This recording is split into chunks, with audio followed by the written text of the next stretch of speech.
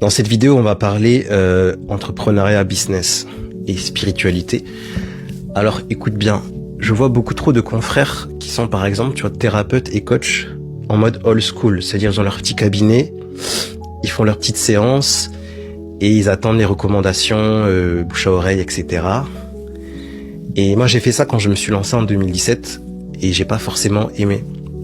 Parce que j'étais esclave, en fait, j'avais juste recréé un job salarié, esclave, et en fait, tu gagnes pas assez, et dès que t'as un problème de santé, dès que t'es fatigué, le chiffre d'affaires s'arrête. Donc j'ai vite compris qu'il fallait mettre en place d'autres stratégies pour automatiser, avoir des revenus qui ne dépendent pas de mon temps.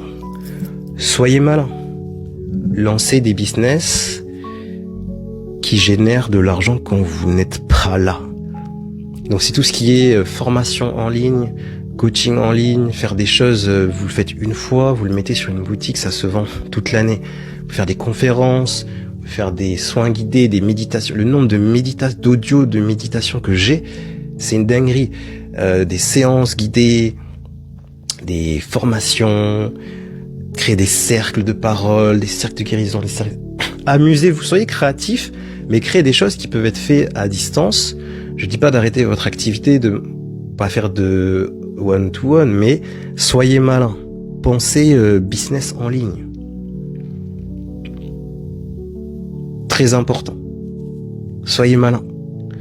Et ensuite, bossez votre stratégie. Vous pouvez pas juste tenir sur le bouche à oreille.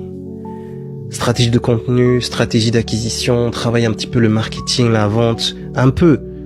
Après, c'est les rituels spirituels qui vont faire tout le travail, hein, la loi d'attraction, la connexion au guide, etc.